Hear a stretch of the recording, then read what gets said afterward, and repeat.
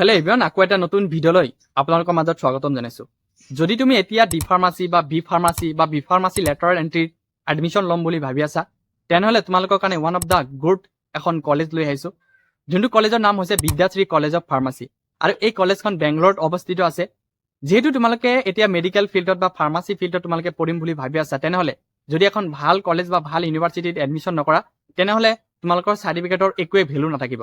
আৰু যিহেতু তোমালোকক এতিয়া মেডিকেল ফিল্ডত যোনসকল ছাত্ৰ ছাত্ৰীয়ে পঢ়িব বা ফাৰ্মাচী লাইনত পঢ়িব, তেওঁলোকৰ চাৰ্টিফিকেট PCI এপ্ৰুভ হ'ব লাগিব। যদি PCI এপ্ৰুভ নথকা কলেজত তোমালোকে এডমিশ্যন কৰা, তেনেহ'লে তোমালোকক পঢ়ি কেনে বা কেৰিয়াৰ ঘূৰি কেনে একোৱে লাভ নহ'ব।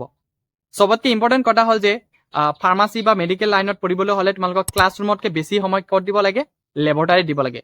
চ' আজি তোমালোকক জনাম এই বিদ্যাশ্ৰী কলেজৰ ওপৰত এখন ধুনীয়া ফুল ৰিভিউ দিবলৈ চেষ্টা কৰিম। বাকী PCI এপ্ৰুভ আছে নে নাই, কোনটো ইউনিভাৰ্চিটিৰ এফিলিয়েটত এই কলেজখন আছে, হোষ্টেল ফেকালিটি কিমান আছে, কলেজত ফেকালিটি কেনেকুৱা ধৰণৰ, বাকী কলেজৰ ফেচিলিটি কি কি আছে, তোমালোকৰ এডমিশ্যনৰ ফিজ কিমান আছে, এডমিশ্যন কেতিয়াৰ পৰা ষ্টাৰ্ট হ'ব, কেনেকৈ এডমিশ্যন কৰিবা, আমাৰ অসমৰ পৰা গ'লে কি কেনেকুৱা ধৰণৰ সুবিধা তোমালোকক প্ৰভাইড কৰিব, সকলো মই এই ভিডিঅ'ত জনাবলৈ চেষ্টা কৰিম।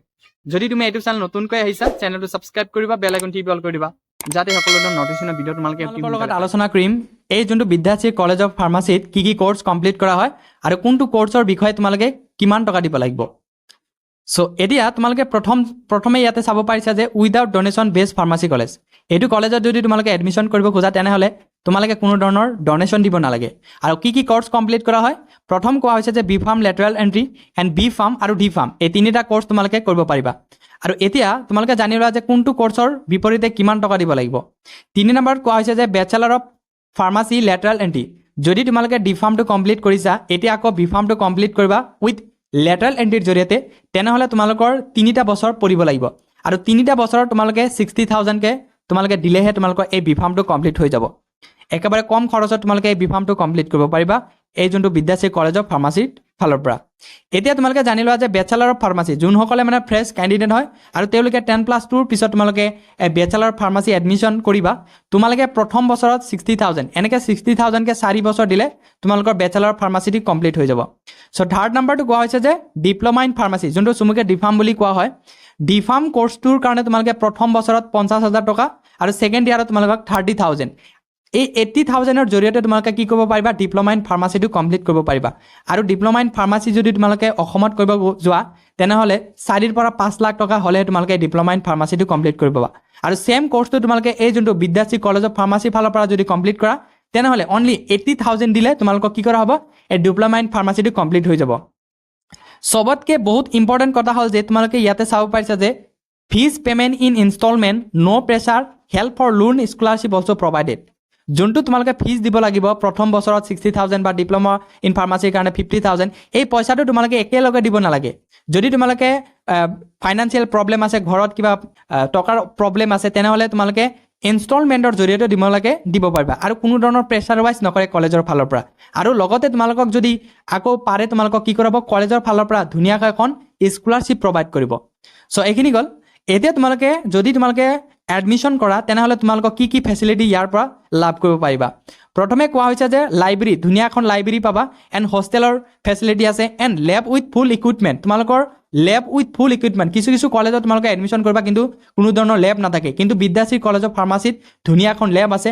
আৰু ক্লাছতকৈ তোমালোকক লেবত বেছি সময় দিব লাগে, যিহেতু ফাৰ্মাচী ষ্টুডেণ্টৰ কাৰণে, সেইকাৰণে ভাল লেব ইয়াতে তোমালোকে লাভ কৰিব পাৰিবা। And experience staff cover full syllabus, আৰু তোমালোকৰ ষ্টাফটো ফ্ৰেণ্ডলি হয়। চ' ধুনীয়া এক্সপিৰিয়েঞ্চ ষ্টাফ আছে, আৰু তোমালোকে ফ্ৰেণ্ডলি ষ্টাফৰ লগত কথা পাতিব পাৰিবা। এণ্ড তোমালোকক কি কৰা হ'ব, ইণ্ডাষ্ট্ৰিয়েল ভিজিটত পঠাব, মাহে তোমালোকক ইণ্ডাষ্ট্ৰিয়েল ভিজিটত পঠাব।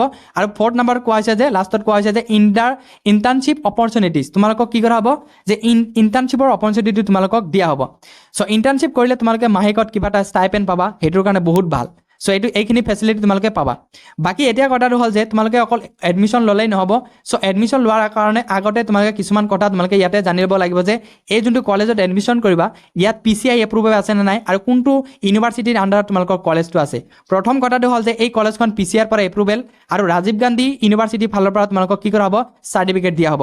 এই তোমালোকৰ বিদ্যাশ্ৰী কলেজ অফ ফাৰ্মাচীটো ৰাজীৱ গান্ধী ইউনিভাৰ্চিটিৰ এফিলিয়েট কলেজ হয়, আৰু গভৰ্ণমেণ্ট অফ কৰ্ণাটকাৰ এপ্ৰুভ হয়। তোমালোকে এইখিনি জানি লোৱা, আৰু তোমালোকে স্ক্ৰীণত চাব পাৰিছে এইখিনি ডকুমেণ্টছ তোমালোকে চাই ল'বা যে PCI এপ্ৰুভ আছে নে নাই, আৰু ডেছক্ৰিপশ্যনত মই ধুনীয়াকৈ দি থ'ম। বাকী 6 নম্বৰত কোৱা হৈছে যে এক্সট্ৰা কাৰিকুলাৰ এক্টিভিটিজ তোমালোকে কি কৰিব পাৰিবা কলেজত তোমালোকে ধুনীয়াকৈ খেল ধেমালি কৰিব পাৰিবা কালচাৰেল নাইটত তোমালোকক পাৰ্টিচিপেট কৰিব পাৰিবা তাৰপিছত উমেন্স ডে চেলিব্ৰেশ্যন কৰে তাৰপিছত স্পৰ্ট ডেৰ কাৰণে চেলিব্ৰেশ্যন কৰে এইখিনি তোমালোকে এক্সট্ৰা কাৰিকুলাৰ এক্টিভিটিজ কৰিব পাৰিবা 7 নম্বৰ চবতকৈ খুব বহুত ইম্পৰ্টেণ্ট তোমালোকে যিহেতু ডি ফাৰ্ম হোৱা এতিয়া বি ফাৰ্ম কৰা কমপ্লিট কৰাৰ পিছত যিহেতু তোমালোকক বহুতে এটা প্ৰশ্ন সুধিব পাৰে যে কলেজৰ ফালৰ পৰা প্লেচমেণ্টৰ কোনো ছাপৰ্ট পোৱা যায়নে নাই কলেজৰ ফালৰ পৰা তোমালোকক 100% ছাপৰ্ট কৰিব প্লেচমেণ্টৰ কাৰণে যাতে তোমালোকে সকলোৱে কিবা কোম্পানী কোৱা এতিয়া তোমালোকে কিবা এটা মেডিকেলত কোৱা যাতে তোমালোকে চাকৰিটো পোৱা এইটো কলেজৰ ফালত তোমালোকক কি কৰা হ'ব 100% প্লেচমেণ্টৰ ছাপৰ্ট কৰা হয় চ' যদি তোমালোকে এইটো কলেজত এডমিশ্যন কৰিব খোজা তেনেহ'লে ডেছক্ৰিপশ্যনত ধুনীয়া এখন কণ্টেক্ট নম্বৰ আছে আৰু ফুল ডিটেইলছ আছে তাৰ পৰা তোমালোকে কণ্টেক্ট নম্বৰ লৈ কেনে তোমালোকে কল কৰিব পাৰিবা আনকি তোমালোকে ইমেইল কৰিব পাৰিবা যদি ইয়াৰ উপৰিও কিবা সুধিব লাগে তেনেহ'লে মোক কমেণ্ট বক্সত জনাবা মই তোমালোকক নিশ্চয় সহায় কৰিম চ' ইমান এটা সৰু ভিডিঅ'টো ভাল লাগিলে চেনেলটো ছাবস্ক্ৰাইব কৰিবা বেল আইকনটি অল কৰিবা যাতে সকলো ধৰণৰ নটিফিকেশ্যনৰ ভিডিঅ' তোমালোকে অতি সোনকালে পাই যোৱা